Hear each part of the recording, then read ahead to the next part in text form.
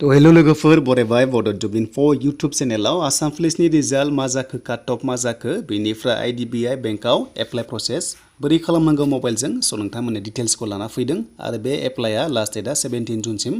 गासै भेकेन्सिया दङ 1544 हौवाफोर हिन्जावफोर गासैबो अनलाइन खालामनो हागोन आसाम पुलिसनि रिजाल्ट फैनो गोनां दङमोन दा बेखायनो जों थांसै अफिसियेल साइटआव दा गोबां कमेन्ट्स खालामगासिनो दङ जे रिजाल्टआ फैमारगोन ना फैमारा बेनि सायाव जों थांबावनोसै अफिसियेल साइटआव अफिसियेल साइटआव फैनाय लोगो लोगो जोङो लेटेस्ट आपडेट नायनोब्ला रिजाल्ट पर्टेलाव क्लिक खालामबाय आरो दासिमबो जों मोनदों साइटआ मेंटेनेन्स जागासिनो दङ दा मा खालामनाय लोगोफोर डाइरेक्ट बुंनो हाया जे रिजाल्टआ माब्ला रिलिज खालामगोन नाथाय बाथ्राया जाबाय रिजाल्टआ फैखागोन बेनिखायनो साइटआ मेंटेन जागासिनो दङ किजानि मोनब्रै रिजाल्ट फैनो हागौ एपिआरअ बेनिफ्राय आसाम पुलिस कमान्ड ABUB आरो लोगोसे SI थ' बेखायनो साइटआ मेंटेन जागासिनो दङ माबा मोनसे फैगोन स' नोंथांमोना नेथ'दो आरो जेब्ला फैगोन नोंथांमोननो थाबैनो शेयार खालामगोन थ' बेनो जाबाय आसाम पुलिसनि रिजाल्टआ होथ'वाखै लोगोफोर बेनिफ्राय HSLC रिजाल्टआ 7 जुनाव नोंथांमोना होसिगोन थ' बेनिफ्राय बेंकआव नोंथांमोना एप्लाइ खालामबा बोरै खालामनांगौ दा लोगोफोर नोंथांमोना मबाइल एप्लाइ खालामबा डेस्कटप साइट खालामना ला होमबासो नोंथांमोना अनलाइन एप्लाइखौ खालामनो हागोन आरो लोगोसे नोंथांमोना लेन्डस्केप मड खालामना ला होमबासो अनलाइन एप्लाइ खालामनो हागोन दा जोंहा फार्स्टआव जों रेजिस्टार खालामनांगोन बेखायनो जोङो रेजिस्टार हियाराव थुनाय लोगो लोगो बेबादि मोनसे अपसन मोनो आरो बेनिफ्राय जों मोनगोन फार्स्ट नेमाव नोंनि नामखौ होदो बेनिफ्राय फिन खनसेबाव सेकेन्डआव नामखौ फिन खनसे बनांगोन आरो मिडल नेम दंबा होनो हागोन गैयाबा नाङा बेनिफ्राय लास्ट नामाव नोंनि टाइटेलखौ होदो अब्ला नोंनि नामा गासिबो श' जागोन बेनिफ्राय मबाइल नाम्बारखौ होदो फिन खनसेबा मबाइल नाम्बारखौ भेरिफाइ खालामबावनांगोन सेकेन्ड पेराग्राफा बक्सआव बेनिफ्राय इमेल आइडिखौ नोंथांमोना होनानै स' नोंथांमोना इमेल आइडिखौ आं स्क्रिनाव जेरै होदों बेबायदि होनांगोन फार्स्टआव बेनिफ्राय डमेन नेम्सआव नोंथांमोना gmail.com आवहाय सेलेक्ट खालामना ला आरो लोगोसे गाहायनिया कनफार्म खालामनायाव गासैबो नोंनि इमेल आइडिखौ फुल नोंथांमोना लिरना हो जि दं बेखौनो नोंनिखौ लिरना हो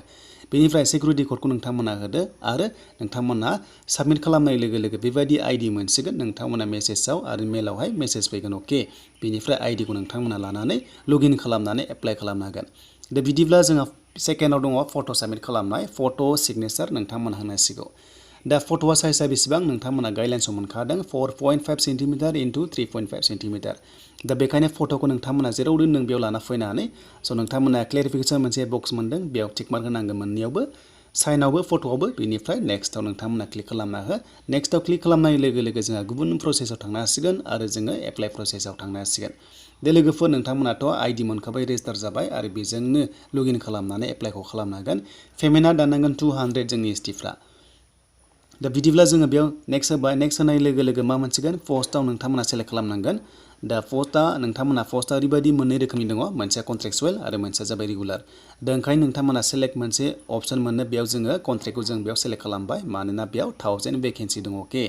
स' जों बेवहाय खालामबाय 3 इयार्स कन्ट्रेक्ट जागोन दे बे कन्ट्रेक्ट जबा बेनिफ्राय केटेगरि नोंथांमोना सेलेक्ट खालामदो एसटि आवहाय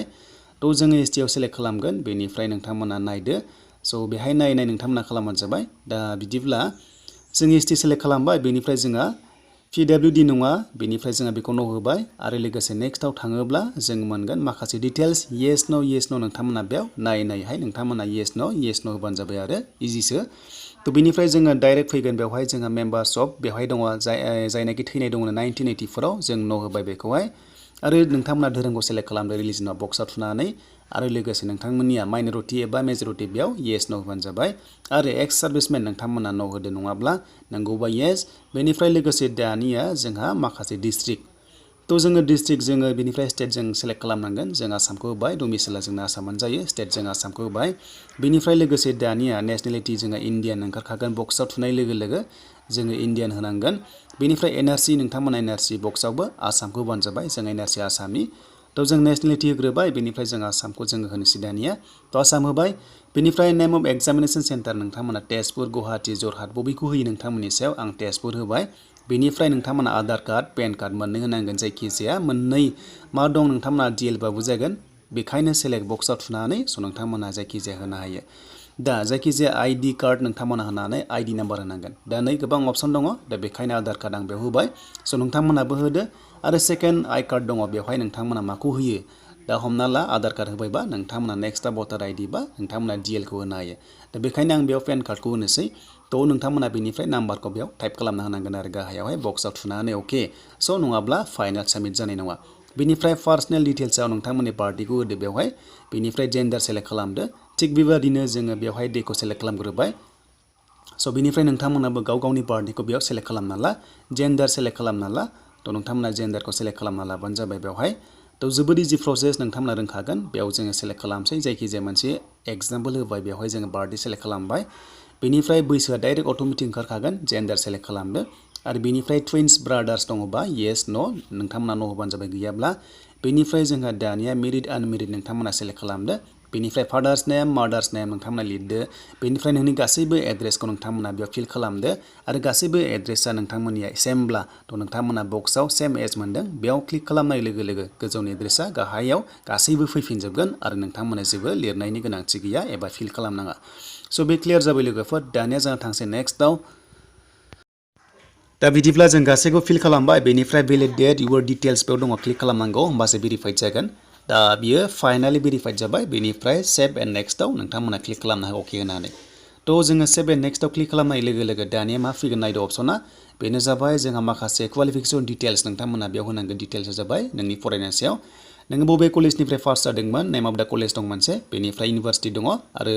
नोंथांमोननि साबजेक्ट दङ स्ट्रिम दङ आर्ट्स कमार्स साइन्स दङ बेखौ होदो आरो डेट अफ पासिं इयार दङ बेनिफ्राय पार्सेन्ट दङ आरो लोगोसे डिभिजन दङ बेनिफ्राय सेमिस्टारनि मार्कशिट नोंथांमोना फाइनाल सेमाव गासिबो थाखाजोबो बेखौ होदो स' बेनिफ्राय कम्पिउटार सार्टिफिकेट बेयाव येस न' अपसन दङ स' नोंथांमोना गैयाब्ला न' होदो दंबा येस होनानै जेराव नोंथांमोना डिटेल्सखौ होनांगोन आरो नोङो मानि सायाव कर्स लादों जेरै 6 मान्थ्स टाइम मिनिमाम बेनो जाबाय DCA दा डाइरेक्ट नोंथांमोना डिप्ल'मा इन कम्पिउटार एप्लिकेसन बिदि होनो हायो बा DCAबो नोंथांमोना होनो हायो बे नोंथांनि सायाव सेट लानाय दंबा होदो लेंगुवेजखौ नोंथांमोना लिरनानै सेलेक्ट खालामनानै भेलिडेट खालाम भेरिफाइड जाबाय बेनिफ्राय नेक्स्टआव नोंथांमोना क्लिक खालामना होदो दा बेनिफ्राय जोंहा नेक्स्टआव क्लिक खालामनाय लोगो लोगो प्रिभिउ नोंनि गासैबो फर्मआ बेबायदि श' जायो अके स' गासैबो डिटेल्सआ नोंना गासैबो अके जादोंब्लासो फाइनाल साबमिट खालाम नङाबा आफ्टार फाइनाल साबमिटेड नोंथांमोना इडिट खालामनो हाया दा गोबां कमेन्ट्स खालामो जे इडिट खालामनो हागोन ना हाला होननानै गाइडलाइन्स दंखायो नोंथांमोना फाइनाल साबमिट खालामैनि सिगां गासैखौबो नायजोब प्रपारलि नायजोब गासैबो अके जाबासो फाइनाल साबमिट खालाम दा बेनोमोन लोगोफोर बिनिफ्राय नेक्स्ट मोनसे अपसन मोनो आरो गाहायाव नेक्स्टआव होनाय लोगो लोगो नोंथांमोना मोनसे डिक्लेरेसन फर्म नोंथांमोना मोनो बेखौहाय हेन्ड राइटिं लिरनानैनो स' नोंथांमोनाहाय आपल'ड खालामनांगौ आरो बिनि सायाव नोंथांमोना मोनसे सिगांनि हाउ टु एप्लाइ मोन्दोंमोन ना बेयाव माखासे गाइडलाइन्स दङ आरो बेखौनो नोंथांमोना नायनानै हेन्ड राइटिंजों लिरनांगोन आरो नोंथांमोना स्केन खालामनानै आपल'ड खालामनांगोन बिनिफ्राय लास्ट अपसनाव स' नोंथांमोना मोनगोन पेमेन्ट दाननायनि अपसन आरो बे पेमेन्टआ साक्सेस जाबासो नोंथांमोननिया एप्लाइआ साक्सेस जागोन दा बेनोमोन आरो लोगोफोर IDBI बेंकनि साख्रिनि एप्लाइ प्रसेस नोंथांमोना बेवहाय मबाइलजों खालामना दिन्थिबाय दा बे डिक्लेरेसन फर्मखौ नोंथांमोना लेफ्ट आर्मबो होनांगोन बेनिफ्राय हेन्ड राइटिंजों मोनसे डिक्लेरेसन मोन्दोंमोन बेखौनो होनानै नोंथांमोना सेभ एन्ड नेक्स्ट होनाय लोगो लोगोनो पेमेन्टखौ दानदो आरो पेमेन्ट दानबा नोंथाङा साक्सेस जाबाय आरो एग्जामखौ होनो मोनसिगोन आरो बे एग्जामा मिडियामा अनलि इंलिश आरो हिन्दी जागोन बेयाव बर' गैया स' नोंथांमोना अनलाइन एग्जामखौ होनांगोन दा फट'आ साइजआ बेसेबां नांगौ डिसक्रिपसनाव नोंथांमोना गासैखौबो मोनजोबगोन स' नोंथांमोना नायनानै A to Z खालामबानो जाबाय लोगोसे PDF फाइलखौबो नोंथांमोना डाउनल'ड खालामनानै गासैखौबो नायफिनजोबनो हागोन